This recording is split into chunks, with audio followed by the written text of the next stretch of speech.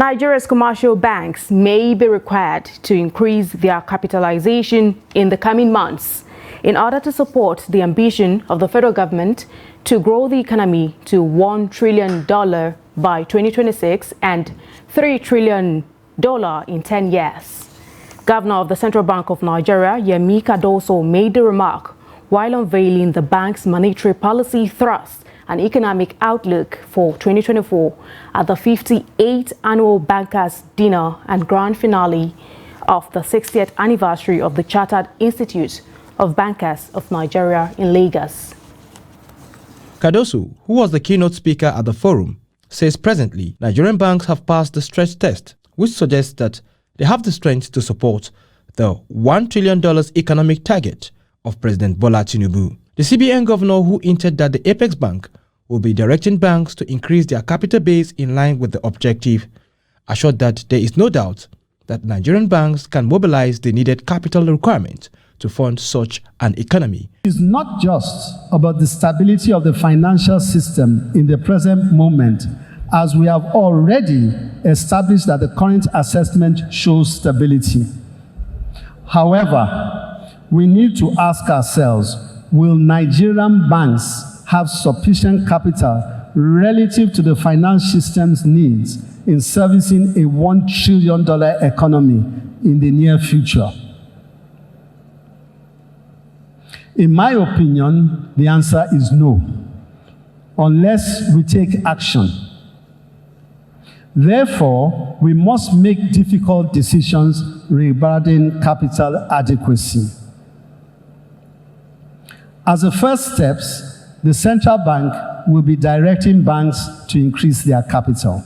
He said monetary policies of the bank will aim to achieve price stability, foster sustainable economic growth, stabilize the exchange of naira, and reduce interest rates to facilitate borrowing and investment in the real sector. However, lamented that there is a disconnection of monetary policy transmission in recent times, which has made monetary policy less effective. The Central Bank of Nigeria is committed to achieving monetary and price stability.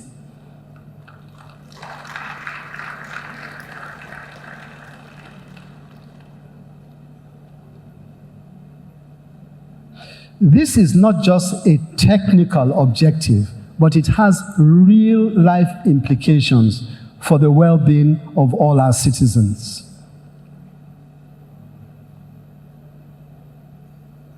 Through targeted policies, transparent market operations, and coordination between monetary and fiscal authorities, we can ensure a more stable exchange rate, control inflation, and create an enabling environment for businesses and individuals to thrive. He said, in line with the strategy to refocus the mandate of the bank to its core responsibility of ensuring price stability, the CBN will discontinue direct quasi-fiscal activities and instead utilize orthodox monetary policy tools for implementing monetary policy. He noted that in recent times, the bank diverted from its core mandates and was engaged in quasi-fiscal activities that pumped over 10 trillion naira in the economy through almost different initiatives in sectors ranging from agriculture, aviation, power, youth, and many others. He said the bank has also approved the adoption of an explicit inflation targeting framework to enhance the effectiveness of its monetary policy. Cardoso hinted that the monetary policy MPC meeting may not hold again this year, claiming the Apex Bank has met the statutory requirement, which stipulates 4 minimum meetings per year. Tranche payments have been made to 31 banks to clear part of the blockage of foreign exchange forward obligations.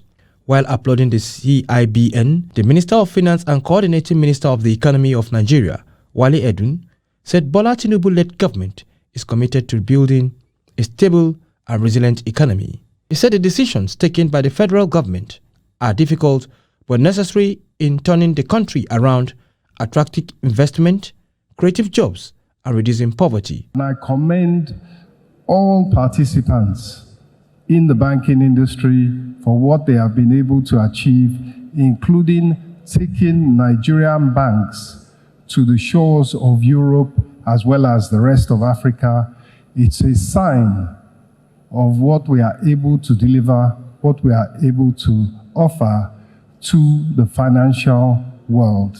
Chairman of the body banks, CEOs, and Managing Director Zenith Bank, Mr. Ebenezer Onyegu, called for the support of the reforms introduced by the CBN. Vice President Kashim Shettima and Lagos State Governor Babajide Sanwo-Olu were represented by a special advisor to the President on National Economic Council (NEC) and Climate Change, Rukaya El-Rufai, and Lagos State Commissioner for Finance, Mr. Abayomi Oluyomi, respectively. Regarding the federal government's $1 trillion economy ambition, we now have joining us virtually Murtala Adoge Mohammed, who is a strategist and policy analyst, and he'll be speaking with us on the ambitious $1 trillion economy. Welcome to the News Hour.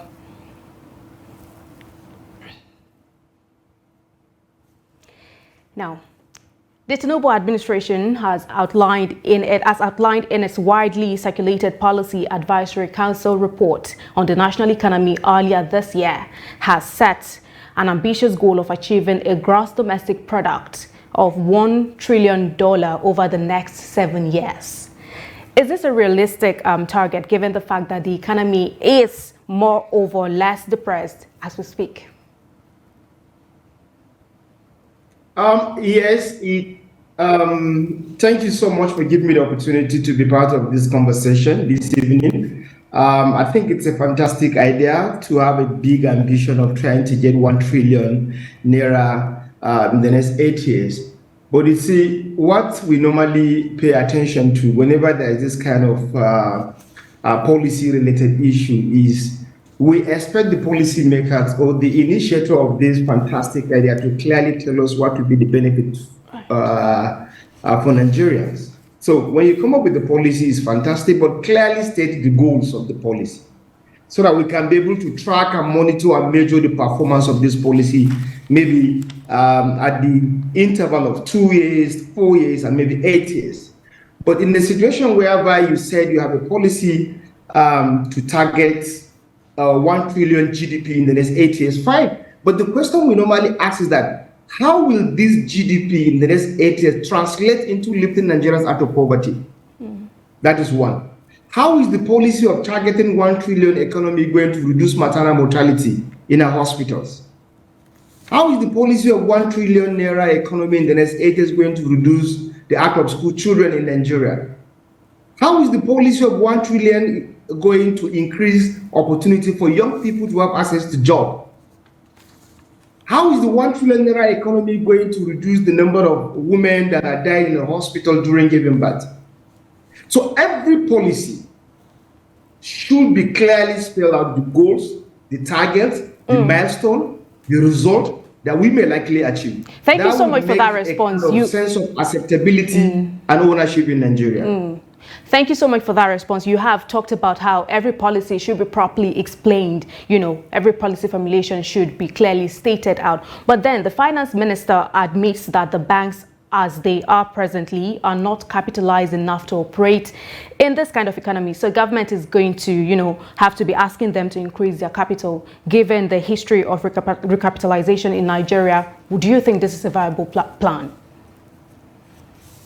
Yes, okay. You see, another implication is that we're in a very critical situation. With the subsidy removal, the economy is not smiling. People are finding it very difficult to have a 1 square meal.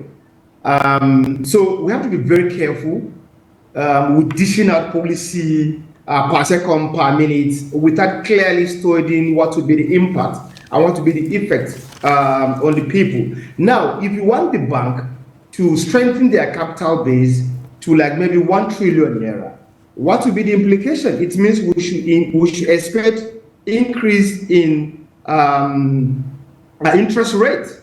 We should expect increase in interest rate. We should also expect maybe increase in charges from the bank. So because you want bank to strengthen their capital base to 1 trillion, they're going to do it. Who will be the one to pay? So if you withdraw 20,000 naira and they are charging you maybe 25 naira, then maybe the bank will now begin to charge 15 naira. This is one of the strategies for strengthening their capital base. There will be more charges, there will be more interest rates, and the economy is such in a situation whereby people are even struggling to access loan from the bank because of the huge interest that people are paying. Okay.